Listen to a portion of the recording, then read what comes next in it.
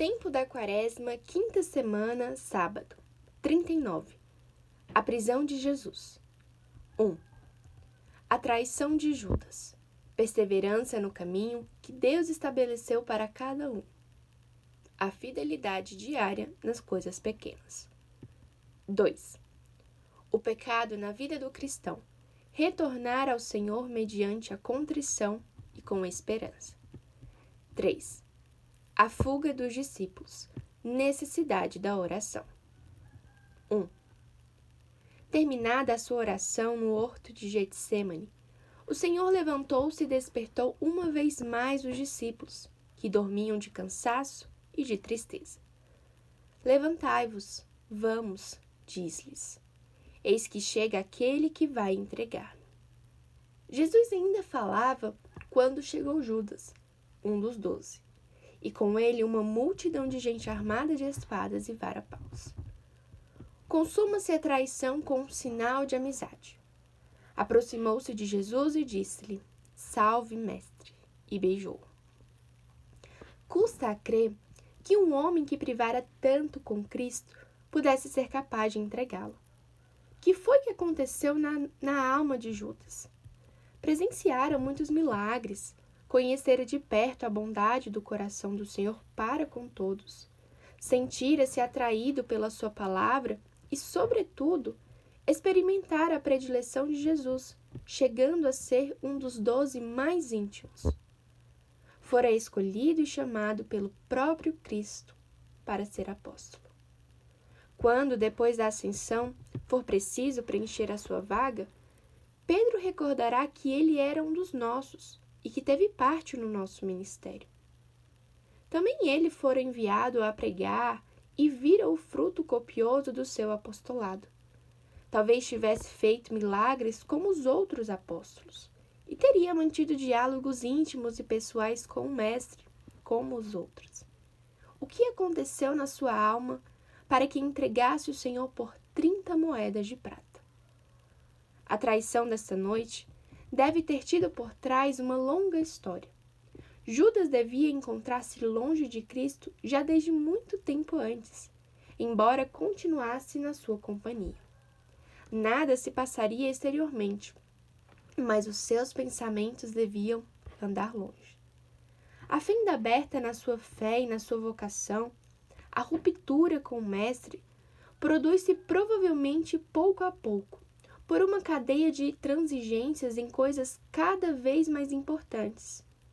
Em certo momento, reclama porque lhe parecem excessivas as provas de afeto que os outros têm para com o Senhor, e ainda por cima, disfarça o seu protesto invocando o amor aos pobres.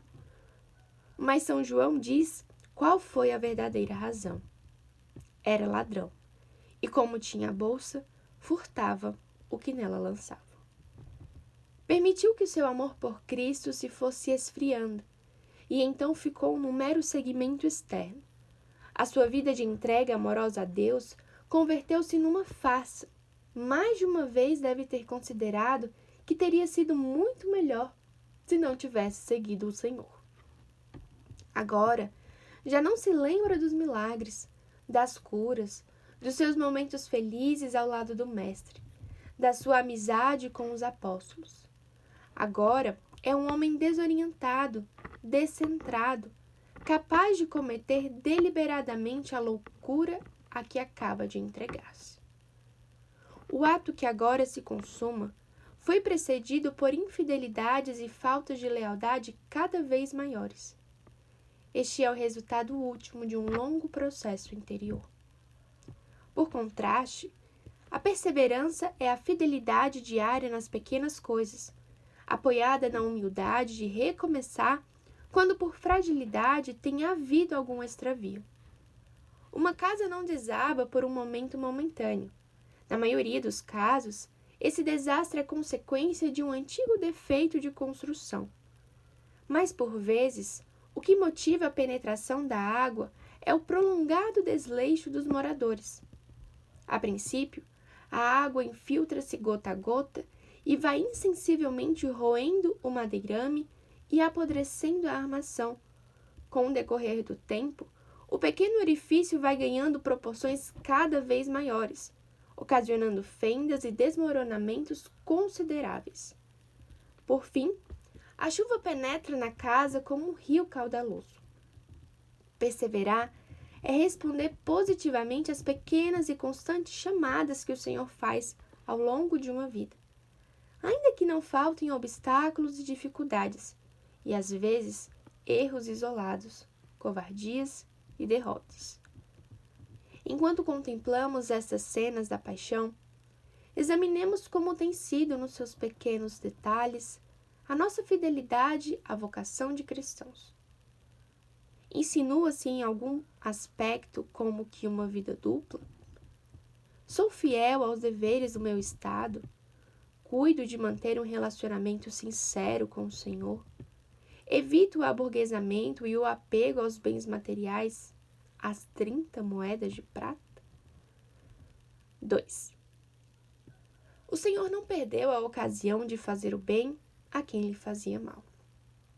Depois de ter beijado sinceramente Judas, admoestou-o, não com a dureza que merecia, mas com a suavidade com que se trata um doente. Chamou-o pelo nome, o que é um sinal de amizade. Judas, com um beijo entregas o Filho do Homem?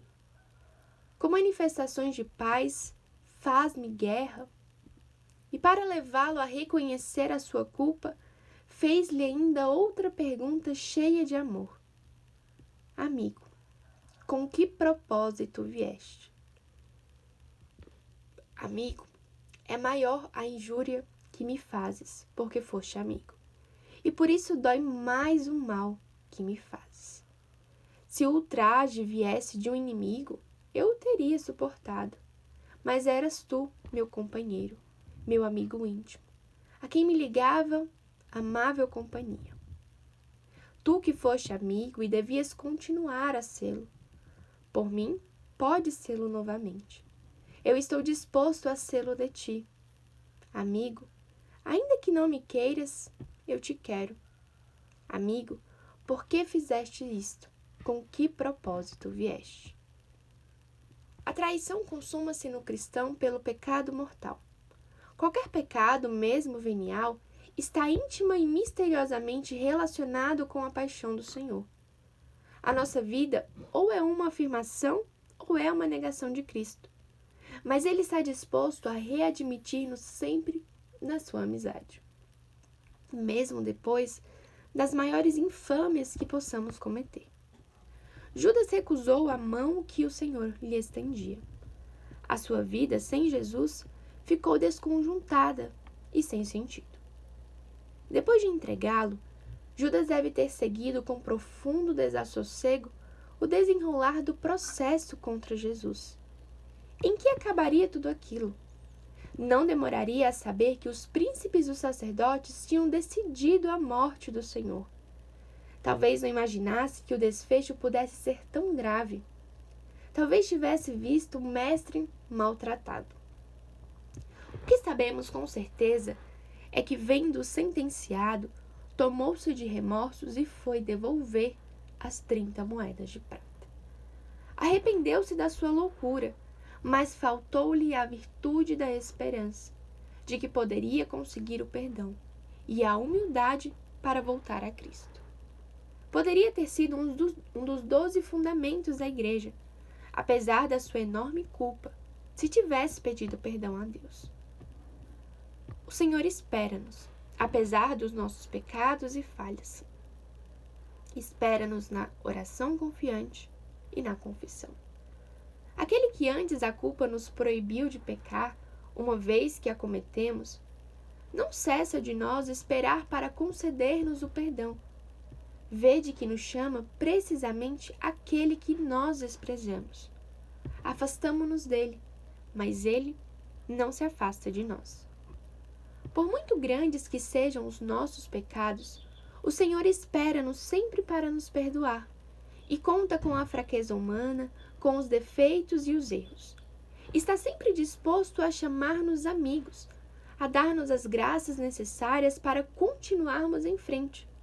Se há sinceridade de vida e desejo de lutar. Ante o aparente fracasso de muitas das nossas tentativas, devemos lembrar-nos de que Deus não nos pede tanto êxito, mas a humildade de recomeçar, sem nos deixarmos levar pelo desalento e pelo pessimismo, pondo em prática a virtude teologal da esperança. 3. Emociona contemplar nessa cena como Jesus está preocupado com os discípulos, quando era ele quem corria perigo.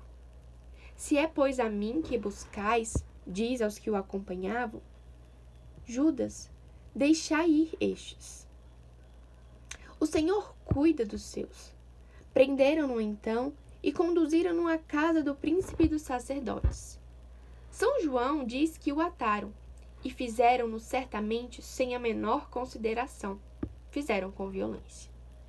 A chusma vai empurrando entre gritos e insultos. Os discípulos, assustados e desnorteados, esquecem-se das suas promessas de fidelidade naquela ceia memorável, e todos o abandonaram e fugiram. Jesus fica só.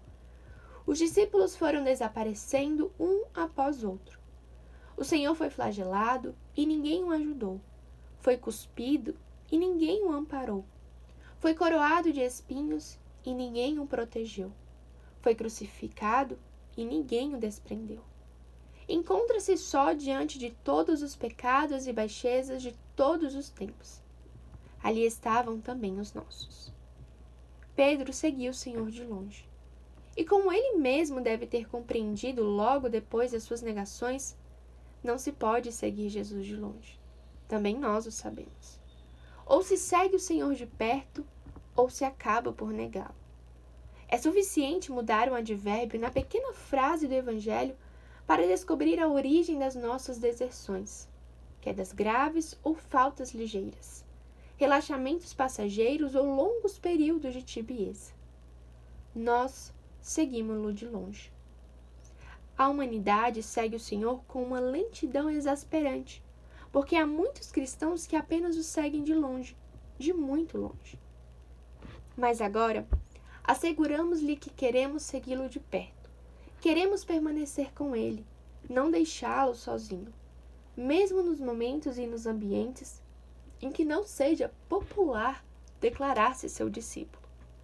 Queremos segui-lo de perto no meio do trabalho e do estudo, quando caminhamos pela rua e quando estamos no templo, na família, no meio de uma sã diversão.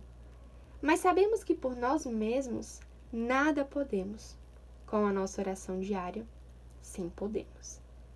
Talvez alguns dos discípulos tivessem ido procurar a Santíssima Virgem para lhe contar que tinham prendido seu filho.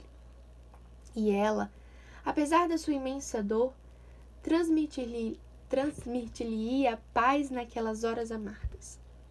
Também nós encontraremos refúgio naquela que é o refúgio dos pecadores. Se apesar dos nossos bons desejos, nos tiver faltado coragem para defender o Senhor quando Ele contava conosco. Em Maria, encontraremos as forças necessárias para permanecer ao lado do Senhor, com ânsias de desagravo e corredenção nos momentos difíceis.